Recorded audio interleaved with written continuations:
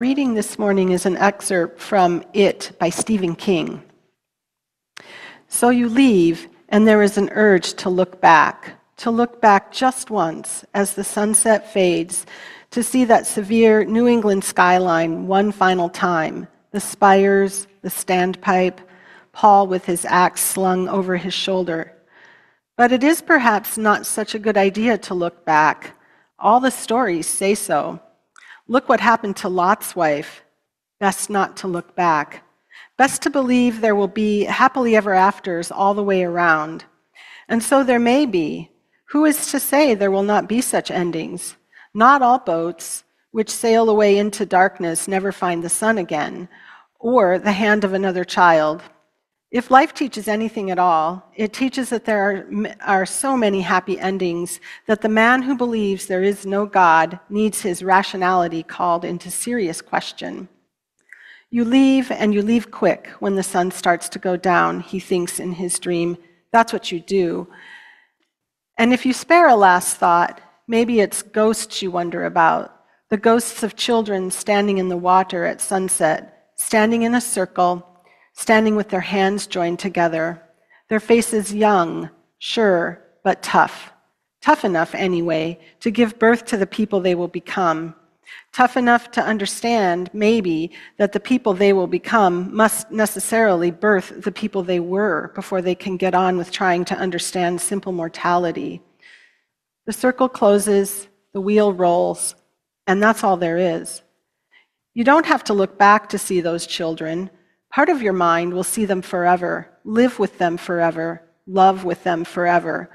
They are not necessarily the best part of you, but they were once the repository of all you could become. Children, I love you. I love you so much.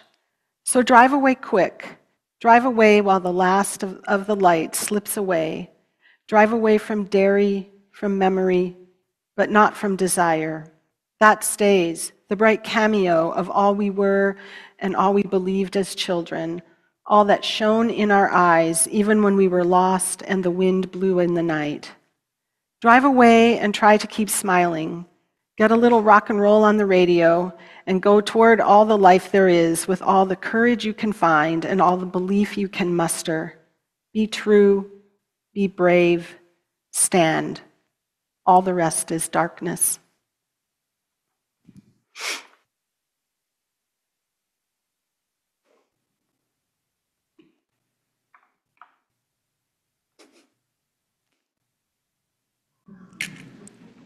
I feel like he's watching over my shoulder.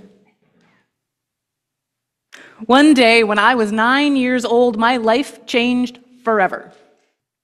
I have a brother who's 9 years older than me, and I idolize him in the way that only a little sister could.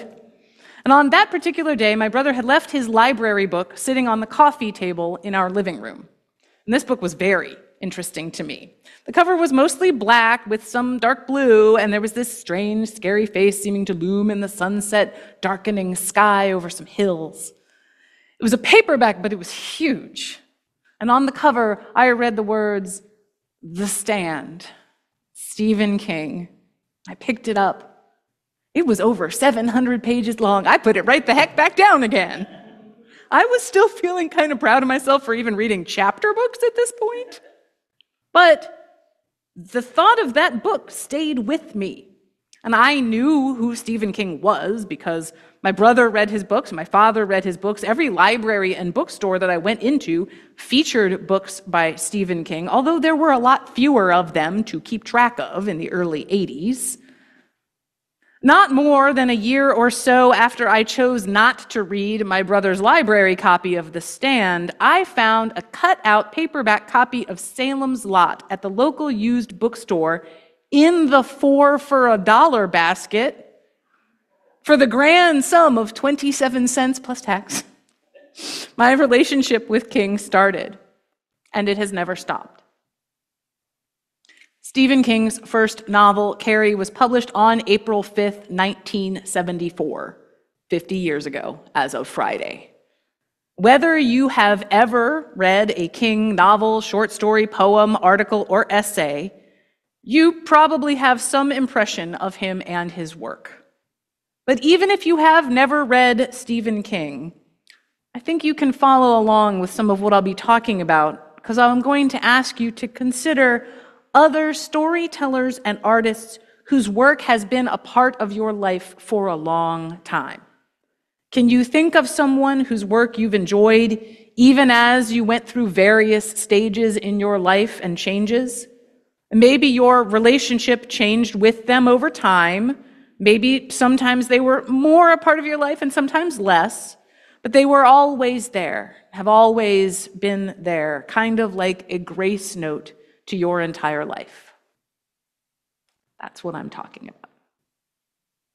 These kinds of parasocial relationships are special. Parasocial refers to the kind of relationship that we feel as though we have with artists, creators, celebrities of all types, even when we haven't met them personally.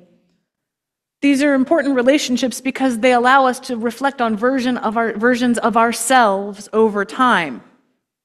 They also show us how the creator changes and shifts, grows and learns, or doesn't. The nature of our relationship with this person and their work might change over time, but it can be a touchstone, a tool of memory and of inspiration. It can also be scary. On Saturday, June 19th, 1999, Stephen King was struck by a minivan while he was walking near his family's home in Lowell, Maine. By this time, I was 27 years old, living in Laurel, Maryland, and working for a broadband internet provider in the early days of that industry. I can picture the apartment where I lived, the office where I worked, but I cannot for the life of me remember exactly where I was when I heard the news of King's accident. But I do remember falling to my knees, quite literally, and breathing a quick prayer, please don't let Stephen King die before he finishes writing The Dark Tower. Which I can laugh about it now because he did live.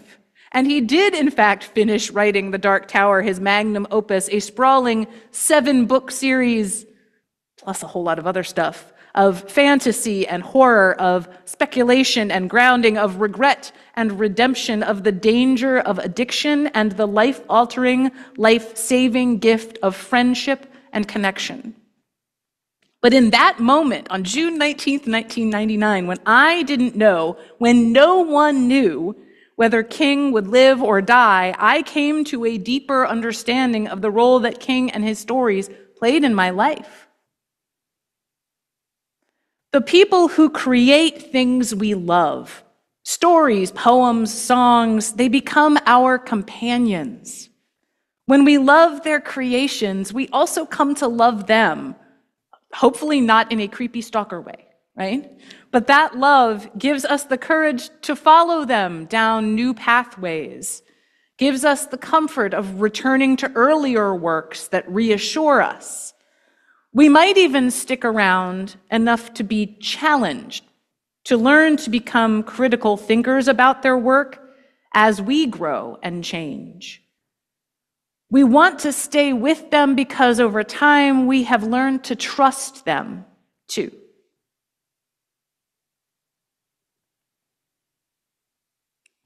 Don't bother the earth spirit who lives here. She is working on a story. It is the oldest story in the world, and it is delicate, changing. If she sees you watching, she will invite you in for coffee, give you warm bread, and you will be obligated to stay and listen. But this is no ordinary story. You will have to endure earthquakes, lightning, the deaths of all those you love, the most blinding beauty. It's a story so compelling you may never want to leave. This is how she traps you. See that stone finger over there? That is the only one who ever escaped. Well, goodness knows I have learned to trust Joy Harjo, the poet. Though my relationship with her is shorter than my relationship with King, honestly, my relationship with damn near everyone is, in fact, shorter than my relationship with King. Fun fact, Stephen King is the person who first got me interested in poetry. But the idea of a story so compelling you don't want to leave rang true for me immediately upon hearing this poem. When HARJO describes the only one who ever escaped, I find myself asking, how many actually tried? Of course, not everyone would look at a Stephen King story and say it was a place they never wanted to leave. For some, it might be a place they never want to visit in the first place. And that's all right. Everyone gets to find the stories that resonate the most with them, that most make them want to stay. What draws us into any story, any narrative?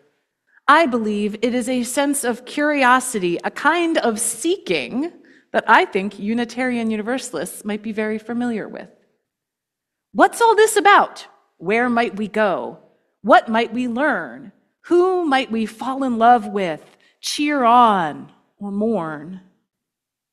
When we get curious about any text, when we choose to enter it and to examine it and live within it with care and curiosity, with respect and responsibility, we can choose to read that text as sacred.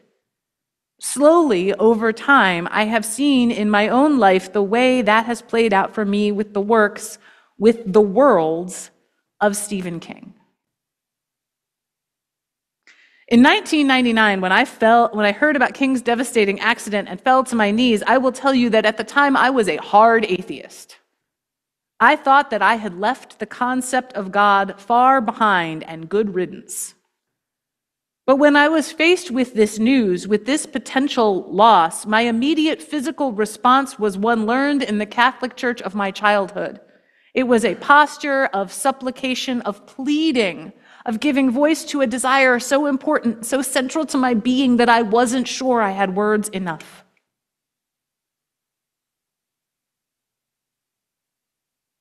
Best to believe there will be happily ever afters all the way around. And so there may be. Who is to say there will not be such endings? Not all boats which sail away into darkness never find the sun again or the hand of another child.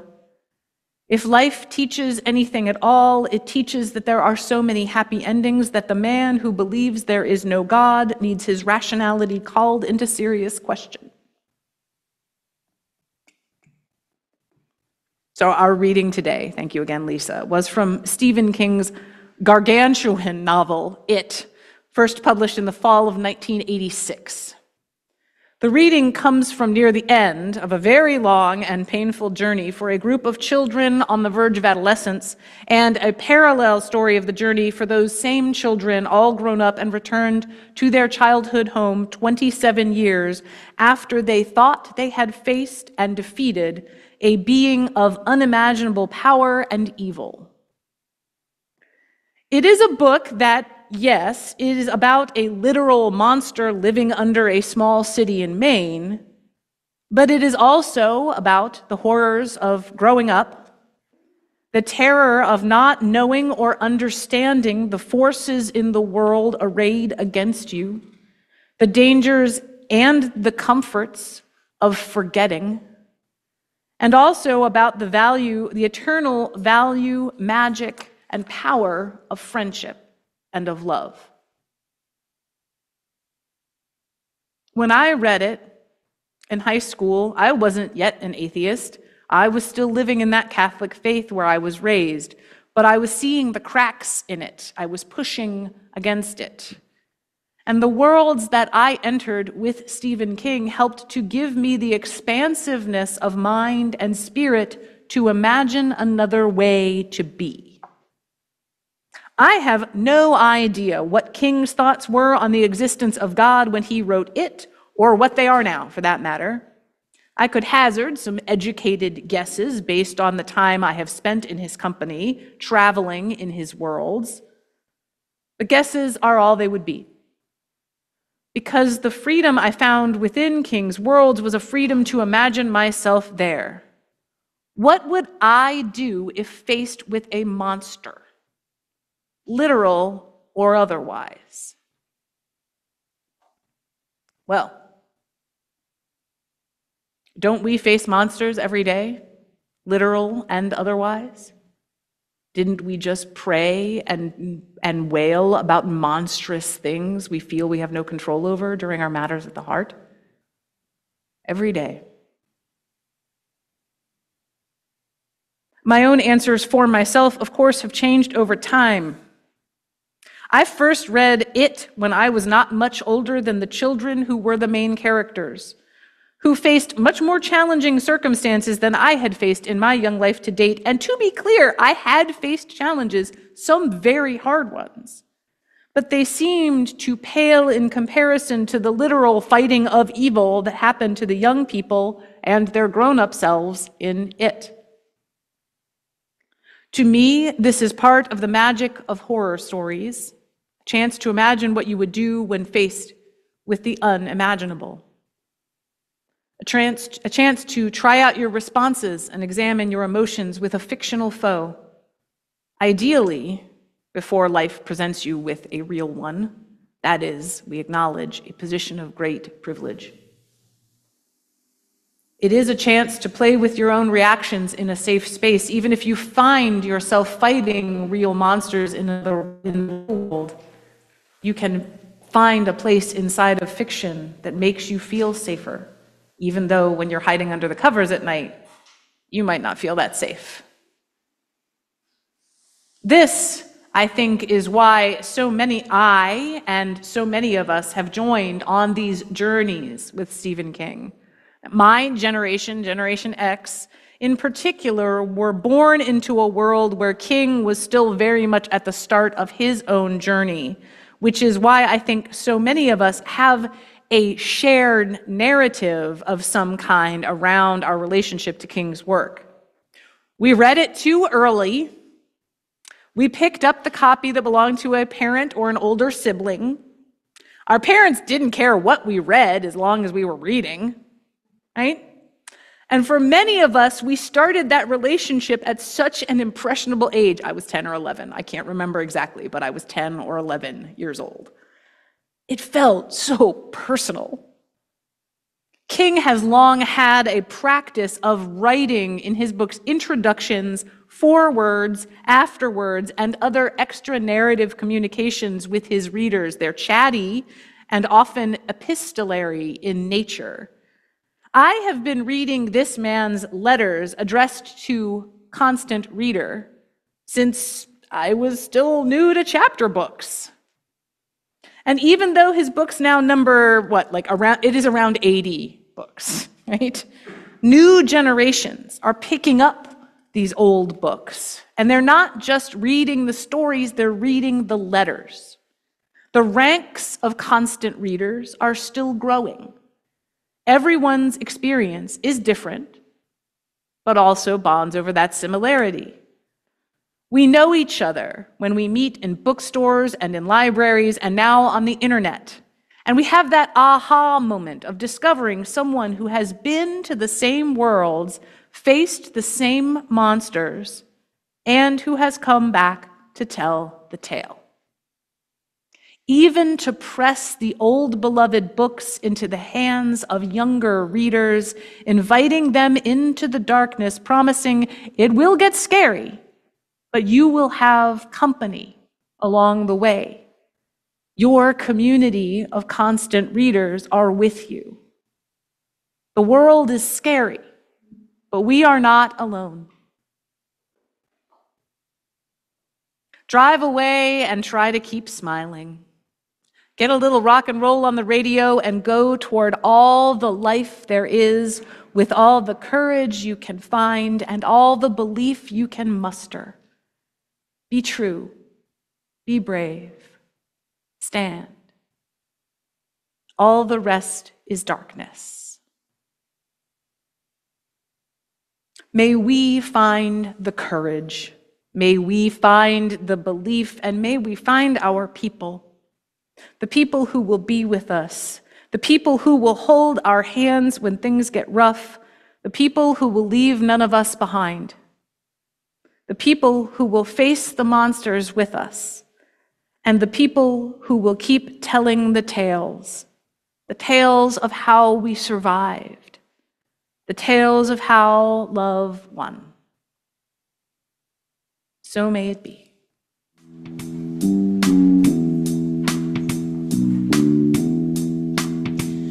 For each child that's born, a morning star rises and sings to the universe who we are.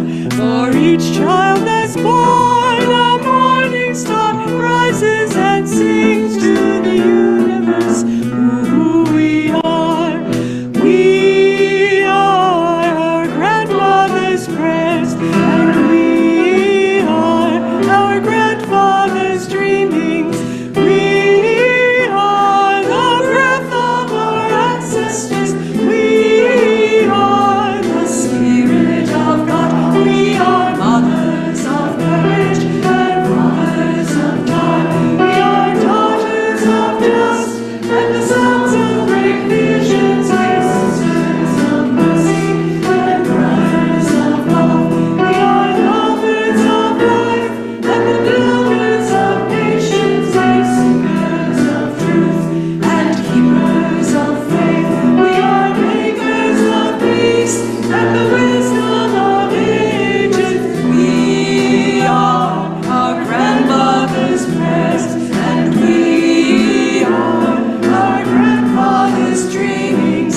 We are the breath of our ancestors. We are the Spirit of God. We are mothers of courage and fathers of time.